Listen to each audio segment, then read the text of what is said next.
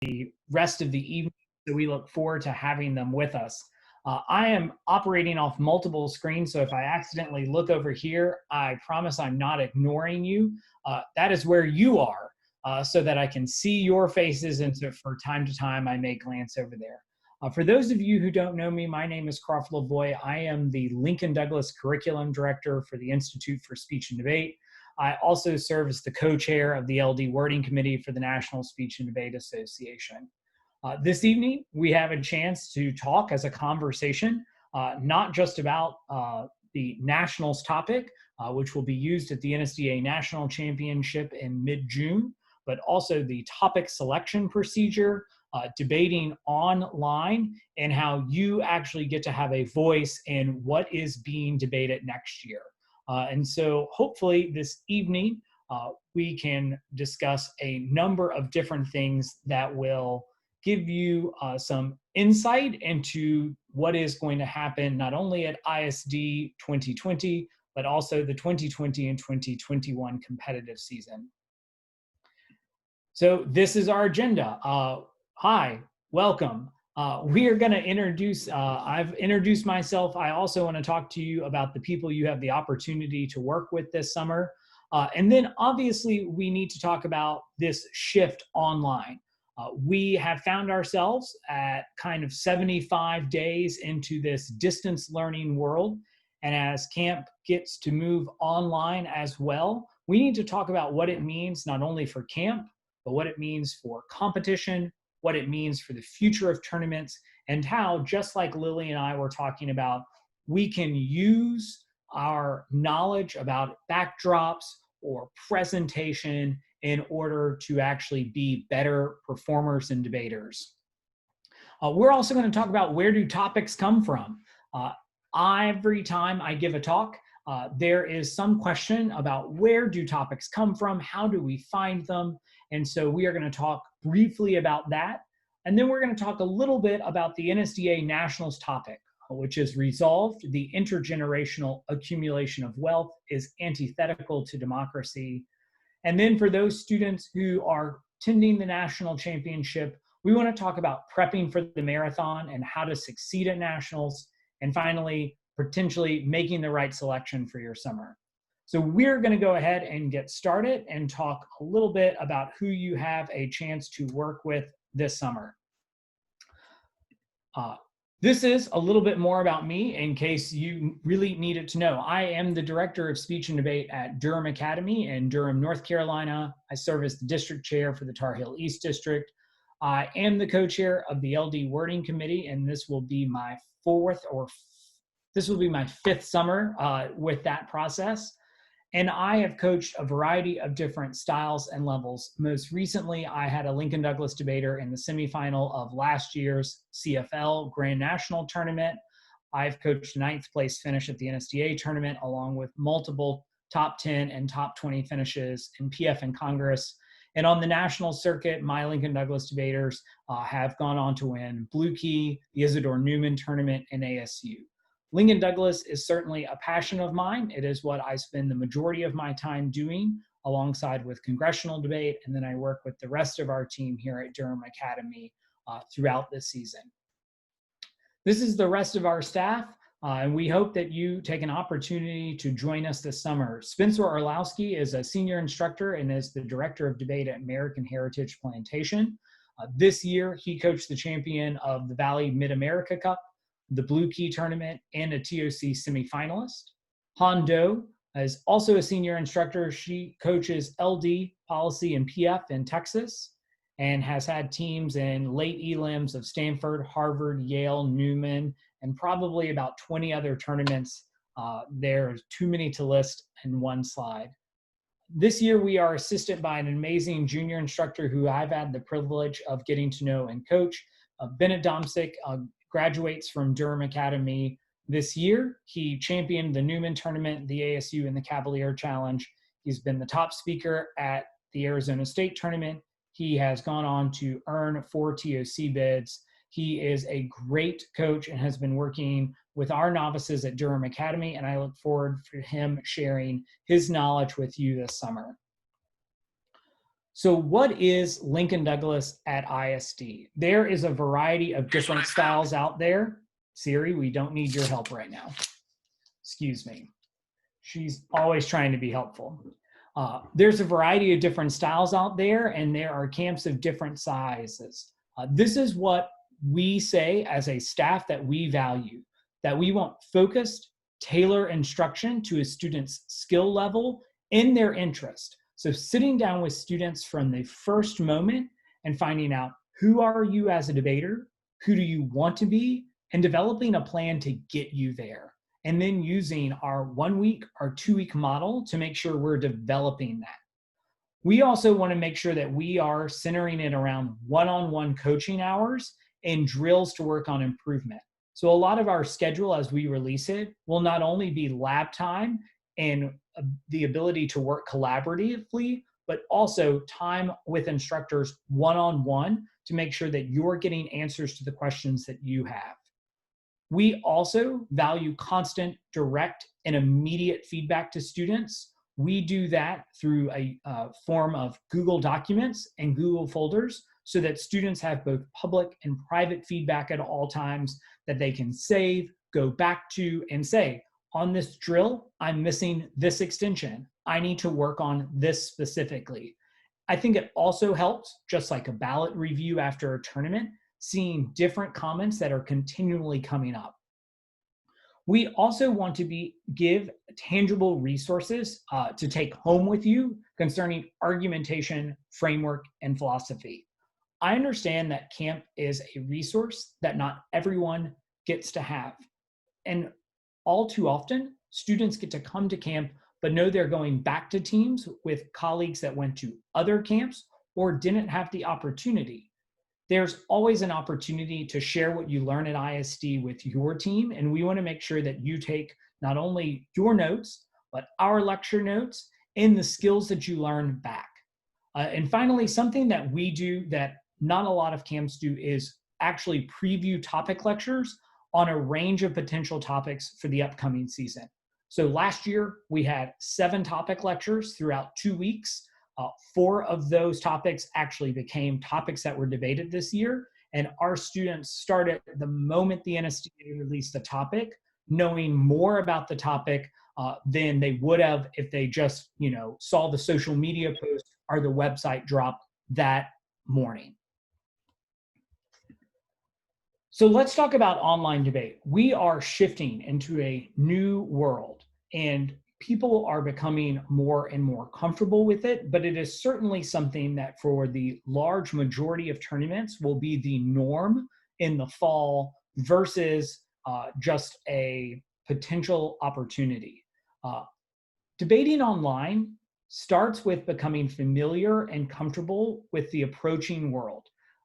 To me, that is the way to be successful. And the students that I have worked with already in this online format, those who are making sure that they are having practice rounds in this format, that they are learning the ins and outs of the software, they are having much more success in handling all the ups and downs of it than those who log in for round 1 of a tournament. The first thing I would tell you is to focus first on what you can control. That begins with your connectivity and internet accessibility. If you are debating from your home, you want to make sure that you have the fastest connection that is possible for you.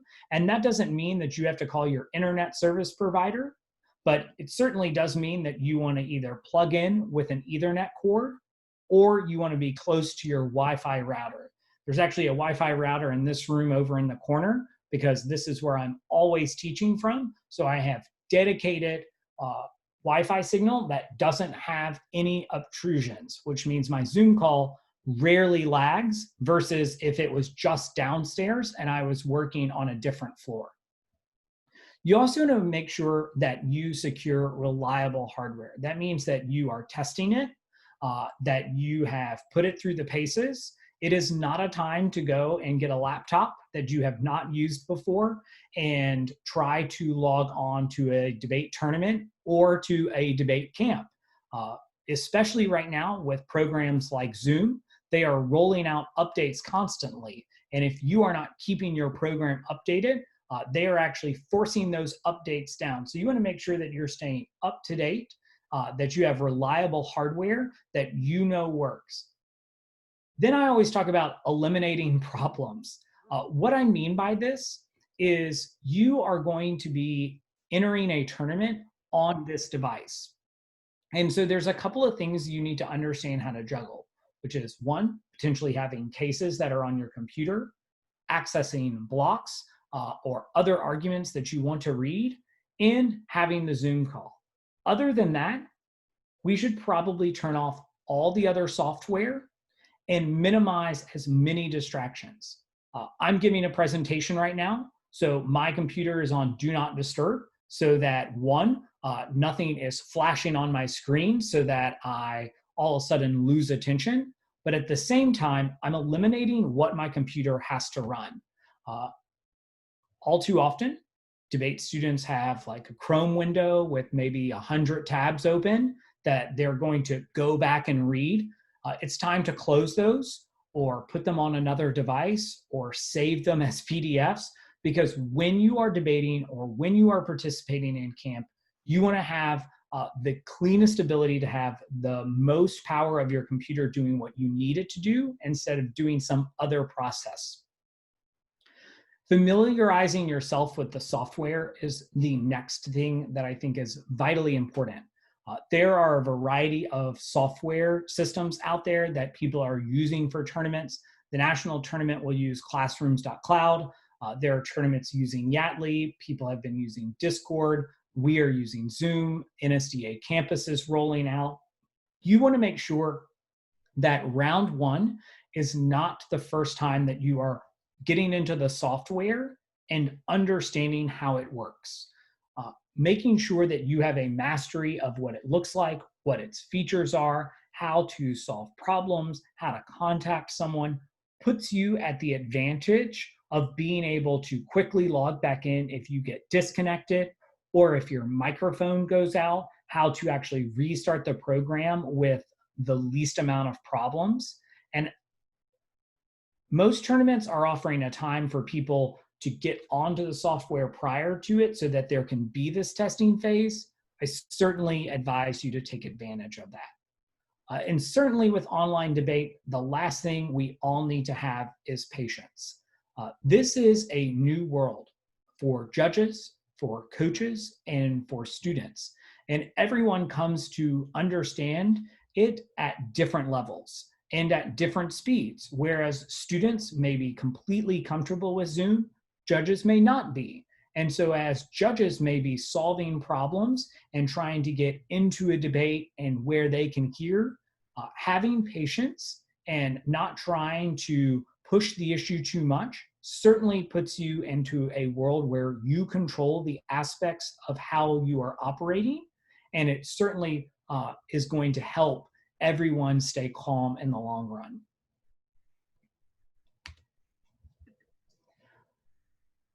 This goes back to the conversation that Lillian from our interp staff and I were having. If you logged on right at the beginning, you should consider the space that you are in. One thing to think about are distractions.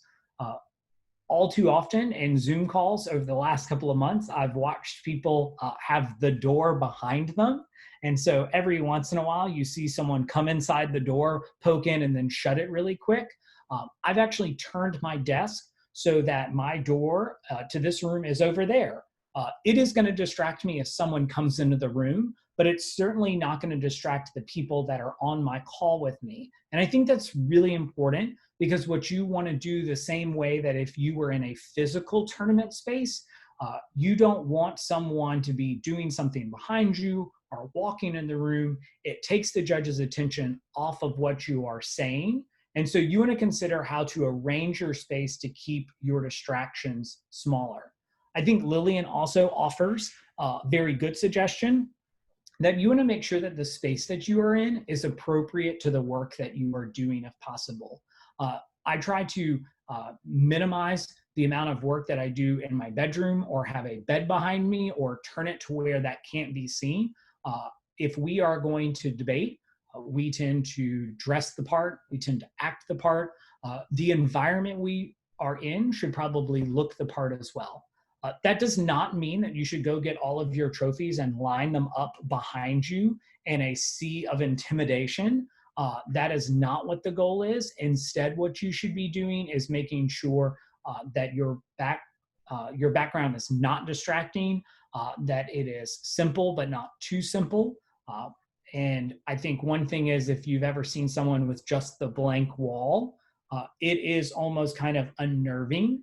But you also don't want a whole bookcase back there. At the same time, lighting is fairly important. This is not a call to go out and get a ring light so that you can feel like a social media influencer, but instead this idea that you should have good lighting. My hair is probably uncontrollable right now because I have not cut it yet, so I am in a hat. But the problem is that it's clearly casting a shadow on my face. This is not something that I would suggest for being in a tournament. And trying to reduce the echo, making sure that you are in a room that has soft surfaces means that the audio that is picked up is actually going to be cleaner than if you are in a very a large room with hard surfaces, when it's going to get more and more complicated, and it's actually going to that it's going to become more and more complicated for what a judge is hearing. I am looking at the chat as well. Someone says, I'm under the impression we weren't allowed to use professional equipment, including lighting. My discussion about lighting is not that you should use professional equipment. I think it is about how you use two types of lighting. And I'm not going to turn my computer. One, it is about the overhead lighting in a space, right? Which is going to cast light down, versus ambient lighting from like a lamp, which is going to more shine light at you. Sometimes it is about how do you work the light, or if you can dim them or turn one of them off. What I have found with a lot of students, no one in the call is doing it right now, so I don't have a good example. They are faced to the outside of the room. There is a ceiling fan, and then the light and the ceiling fan are going, and so they have this kind of constant movement above their head. That is something where it is a distraction, and it is a problem in my mind with the lighting that you would want to take away. Some of that can be turning to the wall. Some of that could be putting something between you and the light, or turning the overhead light off. So it's not going out and getting stage lights to shine on you, which is what the intention of that rule is. It's much more about using the device within your home to make it better for you. In fact, Mr. Williams can tell you that before I was getting in here, I was actually turning lights on and off, trying to see what was actually the best. The last thing on this slide to talk about is controlling the virtual debate space. If we were going to go to an in-person tournament, one of the things that I would talk about is controlling the space when you walk in. That doesn't mean being the most pompous person, but it means carrying yourself in a certain way so that you know that you have been there before. And I think it's just as important in online debate. One thing you want to do is get into gallery mode in Zoom. That way you can see everyone's faces on your screen. Humans react, and you know from debate rounds that when you say something that judges like, they are more likely to nod. Humans react in the idea that if you say something that they don't like, you may see them wince or pull back. You want all of those visuals cues still, and gallery mode is the way to get there. Also, in a world of technology, if you were to lose connectivity, or there is a lag, or your microphone goes out, only in gallery mode will you see like the great someone trying to wave at you to tell you whether or not they are ready or something is wrong. Also, focusing on clarity. We are going to have to adapt an online debate to make sure that we are clear as possible. That begins with the ability to use a headset, which can sometimes be distracting for a judge, but certainly putting the microphone closer to you means that the sound that you are saying doesn't have to fight with the surrounding area. And I think that's really important. At the same time, making sure that you aren't moving around as much. A lot of Lincoln Douglas debaters like to use this guy, the table tote. And so what makes it very fun at tournaments now is that the moment that you go to stand to give a speech and you move your laptop, suddenly everyone in the room goes on a ride with you and your laptop. We don't want that to happen. Instead, we want to make sure that you are taking time to make sure that the space is very clear, both visually and audio. And finally, email chains are becoming increasingly important on every level. No longer do you have the ability to just have an opponent hand you a piece of evidence. Mid-round is too late to get the emails of opponents to try to be communicating about a specific piece of evidence. So I think that no matter where you're debating next year or at the national tournament, it's important to use the chat feature to share your email with everyone in the room. That doesn't mean that you have to email your case and disclose it. I think that it's much more about this idea that if there's a question concerning evidence, that it can be shared out fairly quickly amongst all the emails with the least amount of disruption during prep time. Our curriculum director of Public Forum has worked on a virtual debate checklist. And when we share this presentation with you, we will make sure that you have access to this link, which is extremely in-depth about making sure that you're doing everything possible to make sure you're prepared. Any questions about kind of this shift online right now? I promise I'm trying to look at you.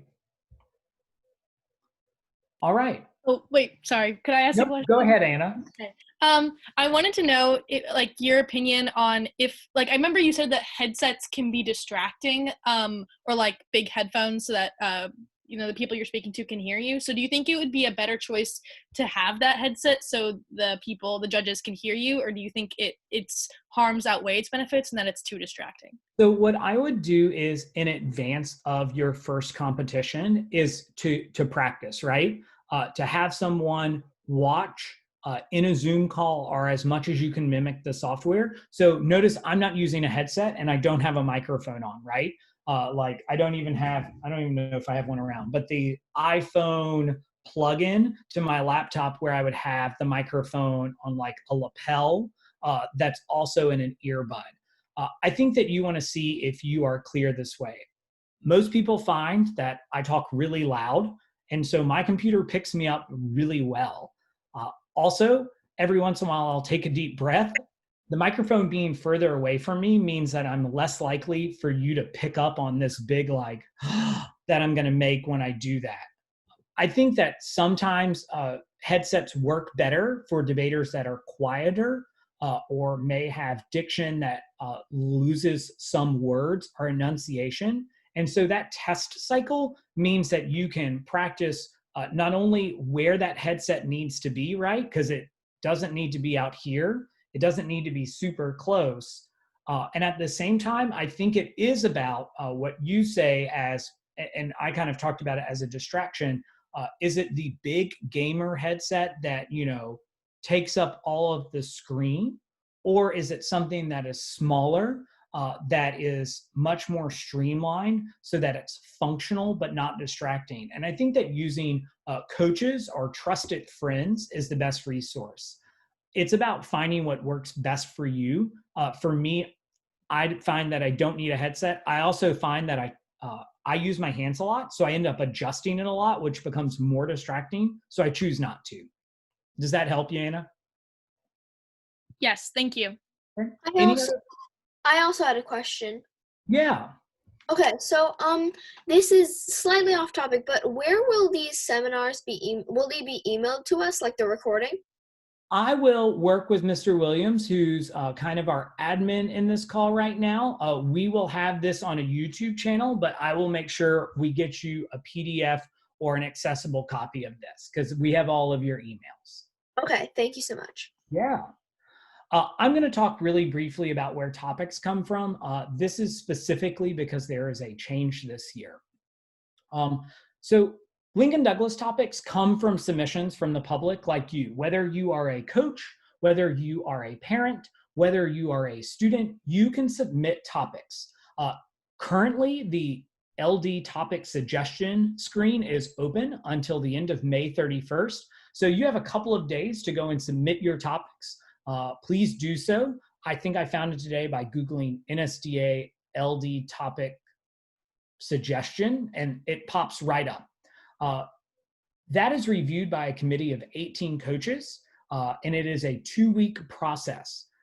We provide a variety of opportunities for community feedback so that you as students or parents or coaches can say, hey, I don't like that topic, or what are you trying to get at here? Or I don't think that would be a good debate. And the process of that is about discourse. We have 18 coaches from a variety of different areas and backgrounds that talk about what should the debate be. We review the topic literature to see if we're using the correct terms of art. And we want to talk about the accessibility of that. Famously, last year, there was a topic that was about whether or not to legalize sex work, which began as a prostitution question. Many people, as we put it on the final ballot, were like, my school won't let me debate that. We knew that that topic may never be a topic, but what we thought was important was that there was a conversation about what we can and cannot talk about in debate and trying to figure out what that line is. And so this whole talking, reviewing, and questions about accessibility gets us to what the final list of topics is. New this year, there's actually going to be 3 topics per time slot. So September, October, January, February, November, December, March, April, and nationals. You will see 3 topics that are unique to each one of those time slots. And any coach or student gets to vote in late July, early August for topics. And coaches have a little bit more weight as the school sponsor, but students, you should definitely have an NSDA account, and we definitely want to hear your voice. All of that voting leads to this. This is the nationals topic for the NSDA National Tournament this year that resolved the intergenerational accumulation of wealth is antithetical to democracy. And I'm going to break this up into 4 parts. One, talking about topicality, or the terms of the resolution and how they set up the debate. We'll talk a little bit about the history, and then affirming and negating. I sat down earlier this week to kind of go through definitions and start kind of casting what I thought were the best opportunities. This resolution is one of the resolutions that probably is the least repeated. It is a newer topic, but asks a similar, simple question that we have asked for years. We use different terms of art. So this year, we're talking about the intergenerational accumulation. Breaking that up in 2 parts, intergenerational is just defined by Webster as existing or occurring between generations. So it is not just me, it is my father, me, and my son would be intergenerational, which means that it is a familiar accumulation where your family is actually accumulating something. So let's talk about what accumulation means. It means increase or growth by addition, especially when it is continuous or repeated. And so what the idea of the topic is going is that I may become wealthy, I may hold on to that wealth, and I may pass it on to the next generation. But let's talk about what wealth really means. I think that anytime, if I were to say that person is wealthy, most people would think that we are talking about money. And I would certainly say that is what the topic committee wanted the topic to be about. Fortunes passing from family member to family member over time. But Webster actually defines it as an abundance of valuable material possessions or resources. So there's an idea that an estate could be assets, both monetary and physical. But a lot of people have been starting to talk about how you could have a wealth of knowledge, or this could be about the ways in which families share with their students and families from means are able to share with their students more than a family that may not have those means. I put that I have feelings about that. And what I mean by that is that I don't think that the resolutional question is a question about education or a question about reading to students. The resolution at its basis is a question about whether or not families should be able to gather money and then move it from person to person over years. And what is the relationship of that practice with the government structure of democracy? To try to define wealth differently makes the debate very cloudy. I think you are working uphill, especially at the national tournament, where it tends to be the lowest or the easiest accessible argument tends to be understood by the far majority of judges, and where I would encourage most debaters to stay in. Next on definitions, we need to talk about it being antithetical. Webster says that that is being in direct or unequivocal opposition or directly opposite. This is an extremely firm term that means that the two cannot exist in the same world, or they are directly opposed. The definition that you choose to use concerning this resolutional term is probably one of the more strategic decisions that you will make in case writing to push the debate where you want it to be.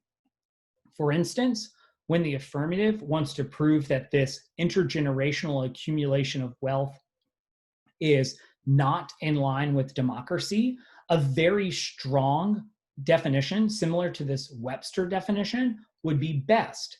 It means that you are showing that there is a clear way that the two cannot exist. Whereas a negative debater would not want to take that firm of a stance because it's much harder to prove that there is that direct opposite or that they are not in direct opposition. That gets us to some other definitions that Lexico says that they are directly opposed or contrasted. They are mutually incompatible. That is basically the same definition as the Webster definition. But I think that there are softer definitions that aren't in the dictionary, that are much more in the literature, that talk about it being contrary to the ideals.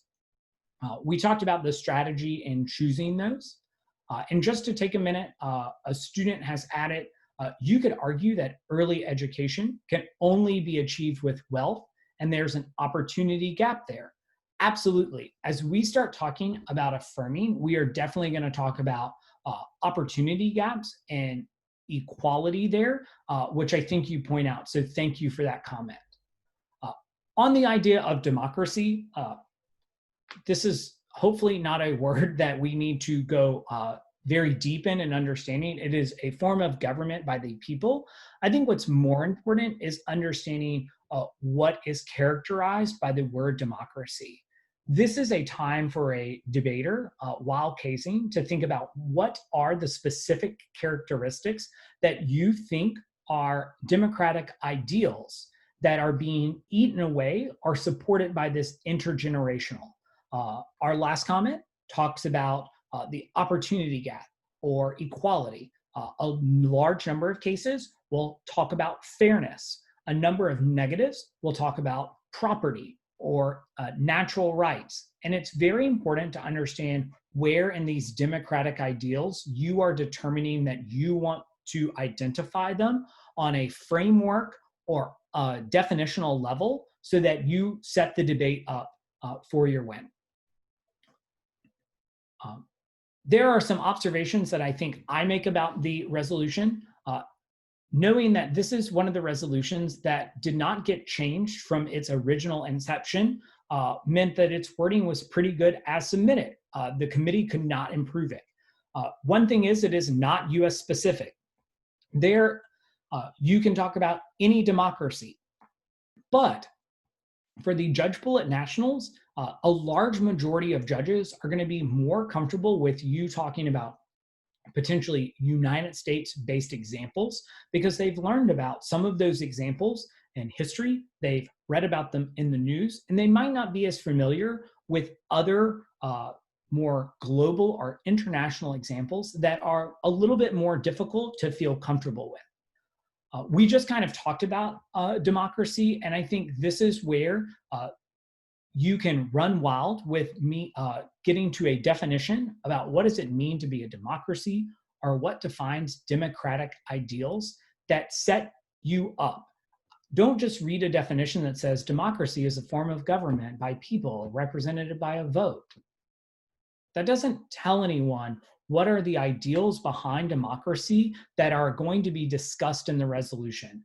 Do work early by making sure that you are finding a contextual definition from an author, not a dictionary, that talks about these things such as equality or access or fairness or inalienable rights, which truly help you from a positional standpoint. The basic resolution is a question of whether or not growing power and influence of family eats away at democratic principles. This is a broad and encompassing estate tax question, which we'll talk about momentarily. But we all know that if you put the word tax in a resolution, the resolution would never be voted on. So this is a way to make a more philosophical, nebulous debate specifically about the idea about whether or not families should get to hold on to everything that they make from generation to generation, or should democracies be able to take some of that away? I'm going to pause for a second based off of definitions and resolutional observations to see if anyone has any questions about what we've talked about so far.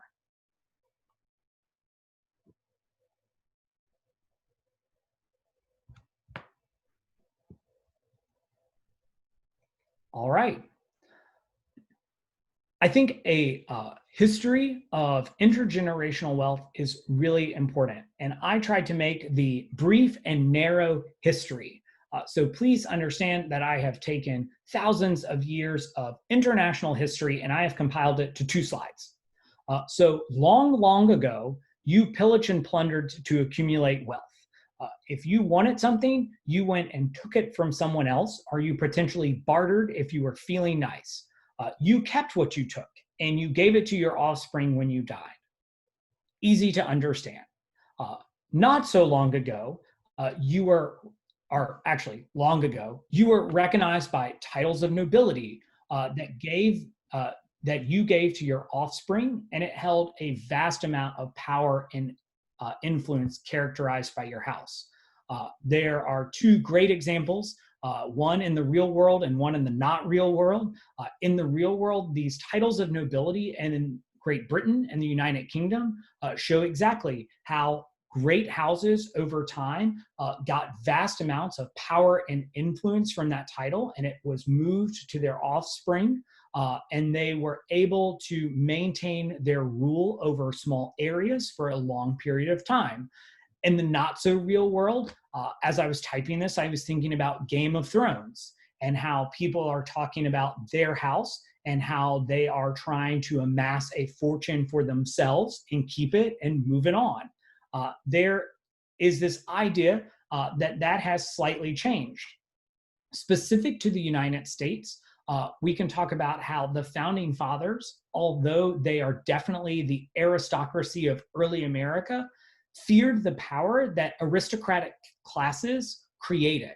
So they started this process of taxation at some layer to the aristocracy in order to kind of take what they had, keep them without having all of their influence, and then giving it back to the people that needed some. That, over the course of 200 years, gives us the estate tax. If there are any history teachers logged in, I'm sorry that I just butchered like 2,000 years of global history, but we have a limited amount of time. The modern estate tax begins at estates that are around $11.5 million and higher. And then They can be taxed as high as 40%, but there are always exceptions. So it may be partial, it may be whole, there may be sections that are taxed less. And so this has been going on since early America.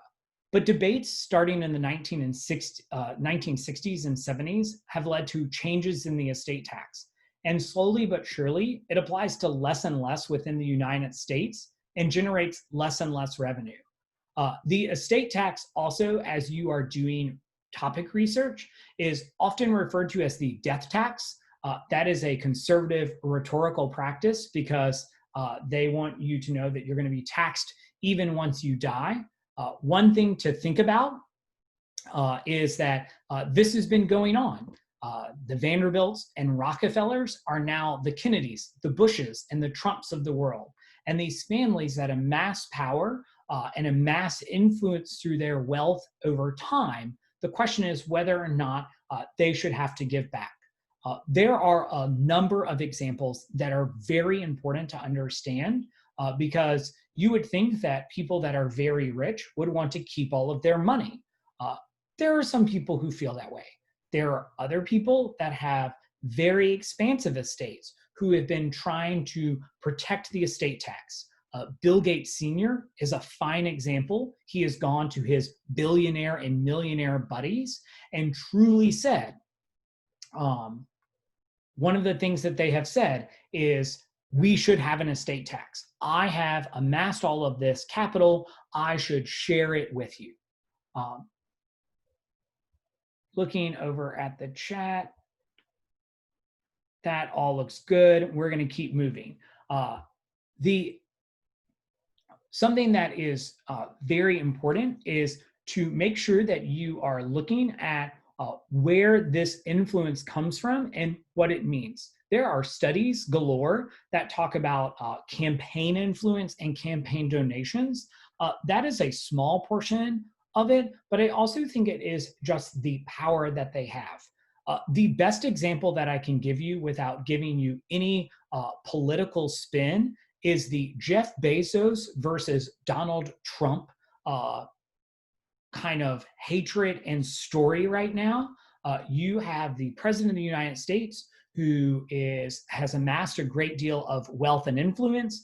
Jeff Bezos, the owner of Amazon, is poised to be the world's first trillionaire, and they don't like each other at all. And there's this idea that there is a tit for tat between them, and making fun of each other or calling each other out on Twitter. And the question here is whether or not because they are donating money to one party or another, or one is the president and one is not, it is because of their name and their influence and the size of the world they've created, is whether or not that, what they have built, is antithetical to democracy. Let's talk about affirming.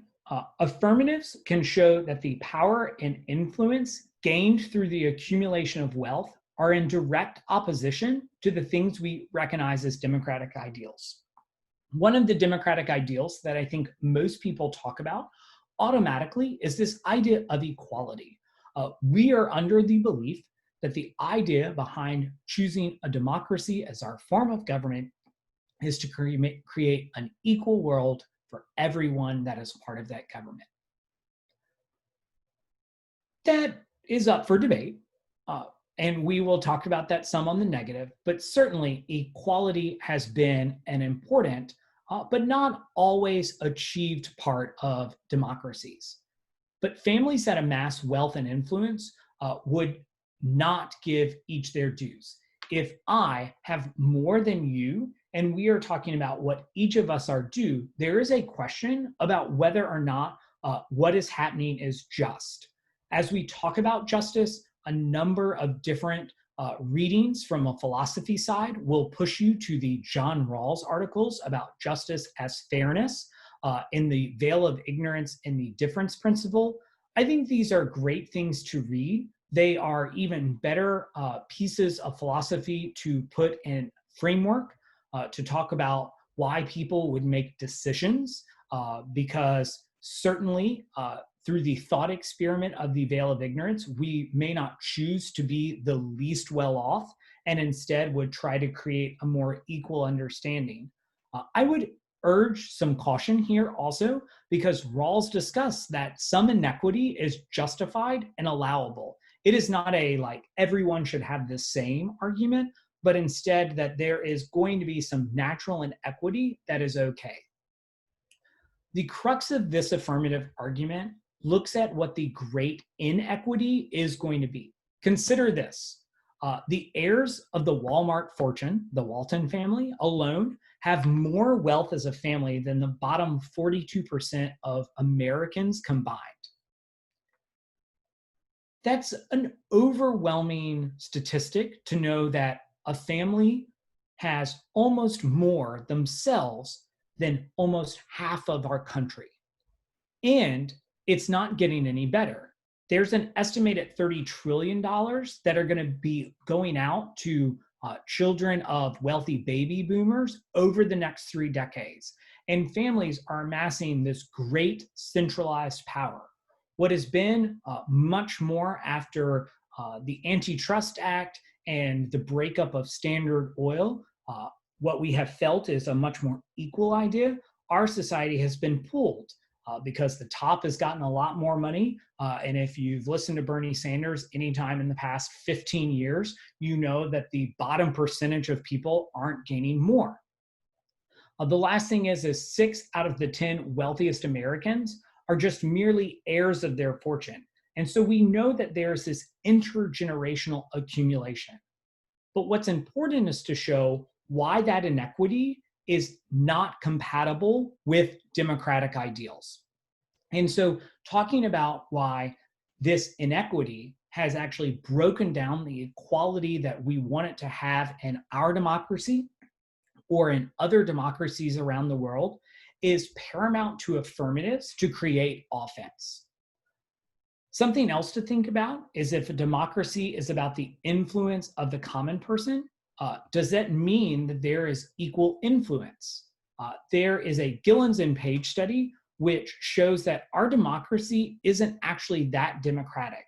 And it shows that based off of campaign influence, those who give the most are more likely to be listened to than those who don't give as donors. And so there's something to say that that inequity causes a great deal of problems. Also, there's more than just this discussion about equality. We could talk about political corruption. George Walker, let me see if I can get them all straight. George Walker Bush, the son of George Herbert Walker Bush, essentially gets to start on third base for the run to the presidency because his name is already a household name. Jeb Bush, although not as successful as George Walker Bush, gets the same influence because of this influence that the family has created. And there's this idea that inequality is actually going to be bad for democracy because it creates ruling classes. The Federalist Paper and other founding fathers talked a great deal about this idea that there shouldn't be families of influence in our country because then it mirrors too much the houses of the great European monarchs. Before we get over to the negative, we're going to take another pause to see if anyone has any questions about the affirmative so far.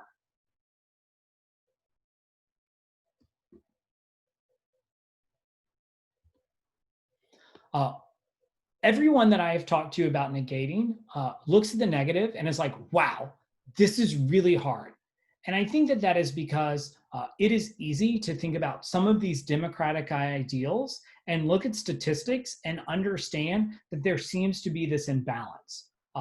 I think that one of the things that negatives need to recognize is that the far majority of affirmative ground is rooted in like these effects of accumulation, but not necessarily that it is antithetical to democracy. Make sure that your opponent is debating that central question of the resolution. It is not just about like the accumulation of wealth is bad, but in fact that it is antithetical to democracy. Negative should look at how the affirmative defines antithetical, and if they have taken a soft definition to show that you should point that out and actually show that there has to be a firm disposition between the two, that it is not just negatively affecting, but in fact has to be the opposite. Then this places the negative in a good position defensively to take out a lot of what the AF is generating from an offense side. It does mean that you should really develop the offense that you are looking for. I like to use kind of where the debate is on modern estate taxes, not only in our country, but similar ideas in other countries as a starting place. The argument that I think most people come back to is libertarianism. Someone has asked in the chat, is it better to run a libertarian case or a capitalist case for the neg? I'm going to talk a little bit about this first one. I am slightly uncertain what you may mean by a capitalist case. I think in my mind and how I'm interpreting that, they seem to be the same thing. But if you want to type a clarification, I will certainly address that. Libertarianism focuses around property rights and personal freedom. And so it sets up things that are specific to democracy, where you can show ideals that may be different from what the affirmative points out, but maybe more rooted in what the idea of a democracy is. We know that a democracy is not always equal, but we know that it recognizes property rights and it recognizes this ability of personal freedom. Libertarians will look at this idea that the state should be small and offer few restrictions for the government. The idea of the estate tax coming in and taking money away to keep the intergenerational accumulation of wealth small would be restrictive and make the government too large and powerful. A lot of theorists look at the idea that we've all agreed upon these arrangements. Think about it. There is inequity in our society today, but we seem to be rather okay with it. Because one of the ideas is that we value rich people. We value and want to grow to be them. And so we don't think that there's necessarily an inequality because we will elect these people president. It might not be so undemocratic. You may hear a small choir of my dogs in the background. They really wanted to be a part of this lecture, and they should be quiet in just a moment. We continue to prop up the idea because we want to be these people at times. We don't just turn on Keeping Up with the Kardashians because it is a train wreck. There is a part of this idea that we want to live some of that life. And so that inequity is something we agree to. On the personal freedom side, something to think about is, who are we to say that people cannot build wealth? And this is what I meant by, I thought that the idea of a capitalist case may be about the libertarian case. And that is the idea that in capitalism, people should be free to amass as much money as they want to without penalty. That is a libertarian mindset as well. But I think it is an idea of, who are we to restrict the personal freedoms of other people to either give their money away or to keep all of their money. And that should be something that people decide. That means that this accumulation of wealth isn't antithetical to democracy, but is something that can work in congruence with it. Is there any strong offensive neg argument that's not framed by libertarianism? I think that there are always other strong offensive neg grounds. I think that you can talk about it merely from a property rights standpoint and avoid a great deal of like the Nozick-based libertarian debate and be much more in the Locke property rights, that the idea that I have an inalienable right to property that the government cannot come for. That is not necessarily libertarian, but much more focused around this idea of the natural rights recognized in the social contract. We are ending fairly soon. For the person who asked who we are ended, we have just a couple of slides left. And certainly, I know Mr. Williams is working on getting this to you, and we will post the recording on YouTube if you have to go. I have gone backwards. Let's go forward. That is just my small look into the topic. I think that a great deal of the topic is fascinating. I know if you are sitting through a topic analysis, you probably plan on debating at the national tournament. This will be, I think, something like my 12th nationals. And so I wanted to take a moment to talk about how to get through the marathon that is the national tournament. First off, if you think about a normal tournament as a half marathon, nationals is truly the marathon. There are 2 parts in LD, and depending on what your goal is, it could be a very long week. There are 6, technically now 7 preliminary rounds because of the addition of round 0, which is going to be a test round on Monday morning, that have 2 judges each. So over the 6 prelims that count, you will see 12 judges in the back of the room. You need to collect 8 of those ballots needed to qualify for elimination rounds. So if you split a round or 2, that is okay, but you do need to win several rounds outright in order to do that. If you get 8 ballots or more, you qualify for round 7. So starting at round 7, you begin the same double down process that you may have encountered at the district tournament, where it is a double elimination tournament. So you are guaranteed round 7 and round 8. If you want to make it all the way to the national championship round, it can be another long tournament. You have had 7 prelims, and to get to the national championship round, it is another 8 rounds to finals, which tends to be round 15. So what I mean by a marathon is that the 4 or 5 days to compete can make a toll on you, and you should prepare to debate as much as possible. So that comes in knowing the lay of the land. Pairings begin to come out on Sunday, and you and your coach have access to judge paradigms. These are not just the ones that are normally on tab room for some larger tournaments, but specific to the NSDA. You should read these. It should not change necessarily what your strategy is walking to every room, but it is good to know who is in the back of the room and what small changes to your story and your casing you may want to make, because some of that comes in how those judges want to see final speeches, voting issues, whether or not they like jargon, potentially how fast you could go, although the tournament is a fairly traditional and slower tournament. So there isn't a large change, but it's about making small tweaks round to round. On Sunday, I sit down with my students and work through the first 4 rounds of exactly what story we want to tell in every round. We look at the round, we look at the 2 judges, we read the paradigm, and we create a speech that we want to give each of those judges on how they vote. And I definitely suggest taking the time to do that each day in the prelims, and then taking the time right before the elim rounds to make sure you're doing that. Traditional is the name of the game at the national tournament.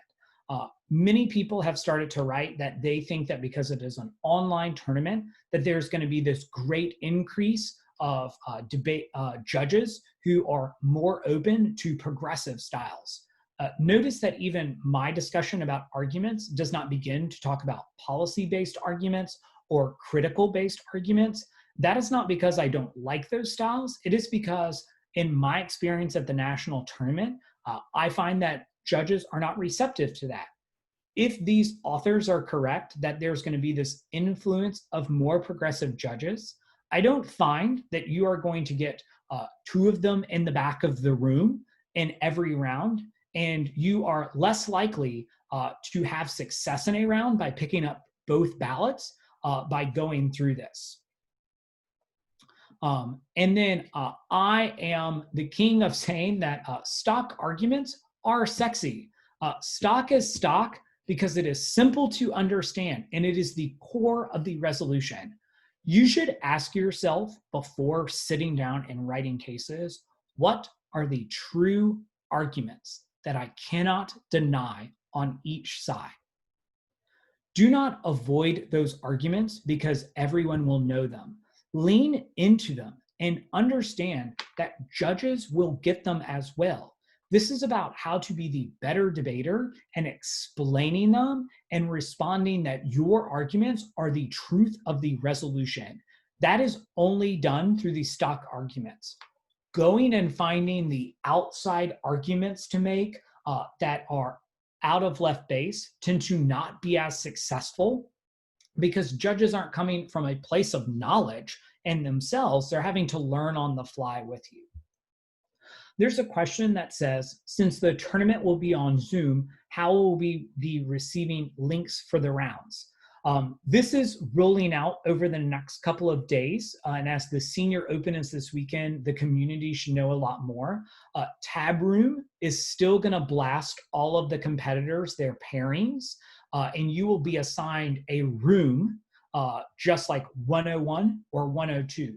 There is a specific website that students will travel to that is based in classrooms.cloud, where you will log in with your Tab Room account, click the LD wing, and then click the corresponding room number. So it looks like a physical building in a series of boxes on your screen. And you will be using kind of practice time that your coach can set up with the NSDA end round zero to help that.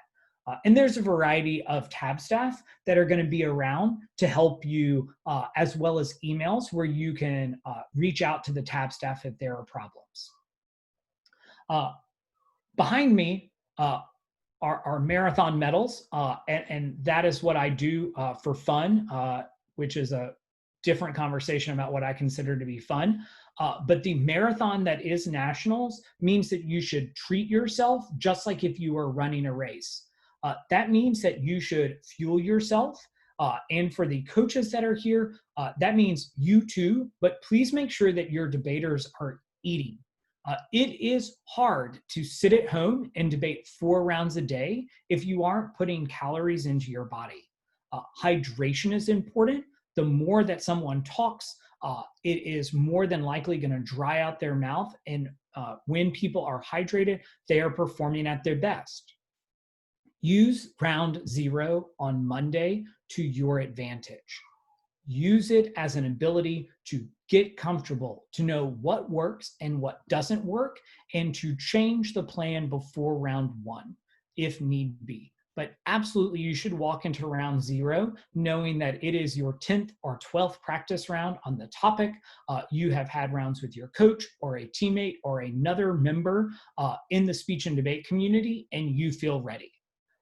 Pre-dos are immensely important. And what I mean by that is not just thinking about redoing rebuttals from previous rounds, but preemptively thinking about what the stories you want to tell in the 1AR and the 2N and the 2AR are in every round. What is the extension story that you are going to make to get the offense that you need? How are you going to crystallize not just the framework, but the offense? How are you weighing? You can do that before the tournament. Someone who's worked at ISD for the previous 2 years in Lincoln Douglas, who is unable to join us this year, was the runner-up at the national tournament.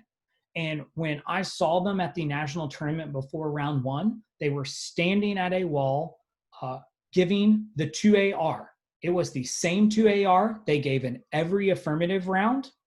It is the same 2AR they gave in the final round. It is important to know what you are going to say, and that can all be preemptively decided. Of course, you are going to tweak it every round based off of what your opponent is saying. But the more that those words are coming out of your mouth, the greater confidence you have. I would also encourage you to work with the other qualifiers in your district, whether or not they go to your school, which hopefully if they go to your school, you are certainly working together. But if they go to a different school, working together with them. That is because The rules of the tournament mean that in the preliminary rounds, you cannot debate someone from your district. And if you are from a smaller state, you can't debate someone from your own state. So for instance, in North Carolina, we have 2 districts, but our students would not be able to debate the students from the other district until the late elimination rounds. We should be working to have practice rounds with them because the goal is to get to the elimination rounds and then take it from there, not just worry about not wanting to share prep with another school.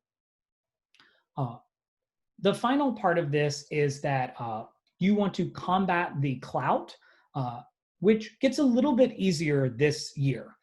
Typically, when students arrive at the national tournament and see 3,000 and 4,000 and 5,000 people amassed in a convention center, it can become very nerve-wracking. With the online tournament, that is not going to happen, but there is still going to be an air of pomp and circumstance around it. I was told today that the Lincoln Douglas tournament is possibly going to be the largest it's ever been at the national tournament. That means that you have to take one round at a time. I think that that means that we look at round 1, and as round 1 is done, we look at round 2. That may mean that you're looking at your day on Sunday for Monday, but this is not about ruining your tournament experience in round 1. It's about focusing on what can happen in that round and then moving on. I often tell my students to catch amnesia, to put bad things behind them and move on. I think that's something else to think about. Controlling the room is important, and knowing that you want to be a professional presenter, and the idea that judges feel that you belong at the national tournament. You want to have an air of confidence about you that makes it extremely hard for judges to vote against you because you will be the most well-researched student on the topic, and you appear to be that way. Those students who are unsure of themselves, are not giving that confidence, tend to have an implicit bias working against them with judges. And unplug and stay true to who you are. There is often a lot of noise at the national tournament. This is not the time to get on social media and see what your friends are saying about rounds or read the Reddit. This is about doing what you do, focusing between you and your coach or you and a parent on what you want to do as a debater and keep all of the distractions outside. The last thing to talk about tonight, and I'm sorry that we've run a bit over, is just about making the right selection this summer. This obviously has nothing to do with the national tournament, but there's an opportunity that you may be choosing to choose a summer camp, and we would love to work with you. I know that online camps are popping up everywhere. The accessibility of camps and the accessibility of online platforms is making that extremely easy. One thing to consider is that the experience level and the variety of that experience level is vast out there. And I come back to asking who is creating curriculum and who knows how to teach. And ISD, we make sure that our senior instructors are full-time educational professionals. They have done a variety of online education, not just through this distance learning stretch, but also before this. And I think that's extremely important. We talked a little bit about what we valued in the beginning, and this slide just represents what you are getting because of what we value. This kind of just looks back over it, but that long-term skill development means that we want to not just lecture about what skills are important, but give you corresponding drills that you can do while at camp, but also take back to your team and get better. We want to know who you are as a debater. This is not about making you an ISD debater or teaching you tricks. This is about teaching you what you want to know to get better for what your plan is next year competitively. And I think that is about tailoring and consulting instead of just being part of a large lab where you get told how to debate like the lab leader. Finally, we always say that the ISD difference isn't just a hashtag, and we want to make sure that we want to work with and collaborate with your lab mates and our instructors so that we learn together. This is not just about giving you asynchronous education and letting you run on your own. This is about balancing your individual work with your work with each other so that we can truly grow. And so that is all that I have for this evening. I hope that there was something that you were able to take from this. We will certainly open for questions. If you are done for the evening, I hope to see you around the national tournament. We will be at the ISD Expo at registration, and feel free to drop into that room on the classrooms.cloud software. But I'll turn it over for questions.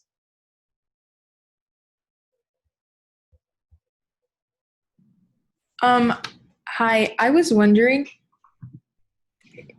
Yeah.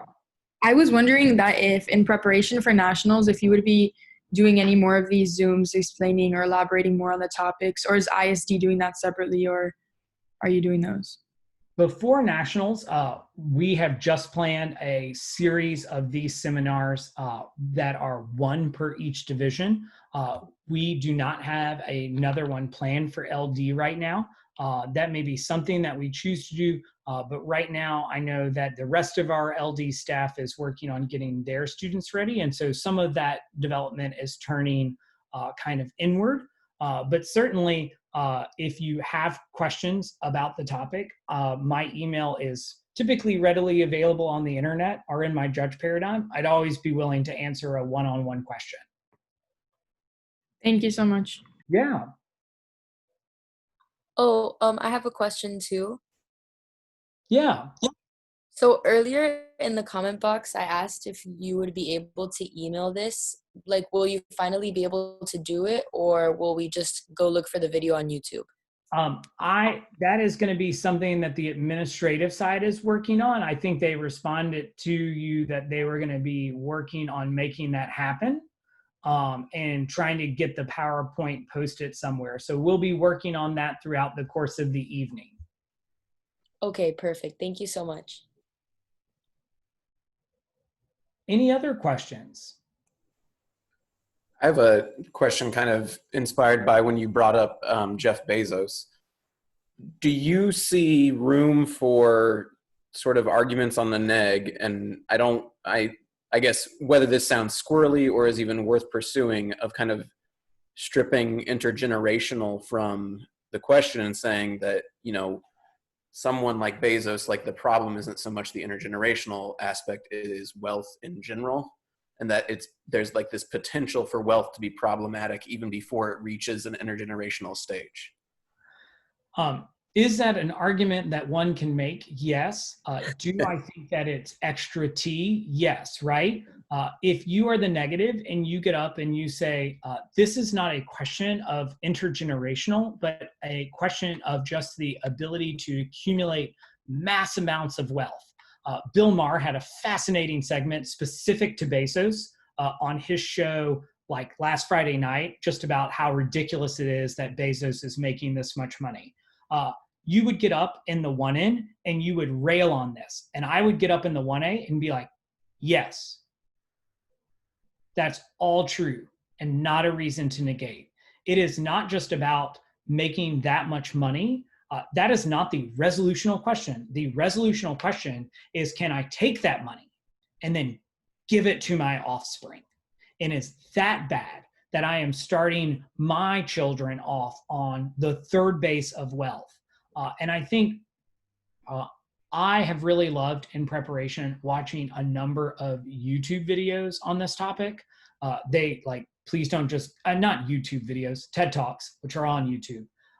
And no, they don't use all the resolutional terms, but I think they talk specifically that it's not just about the accumulation of wealth, which we say is a good thing as a strong capitalist society, but it is about like that time over time and then generating that, which is really what's breaking down democracy.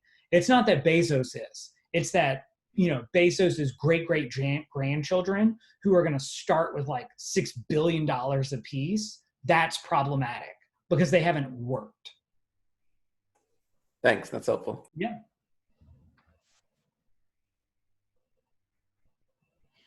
Any other questions?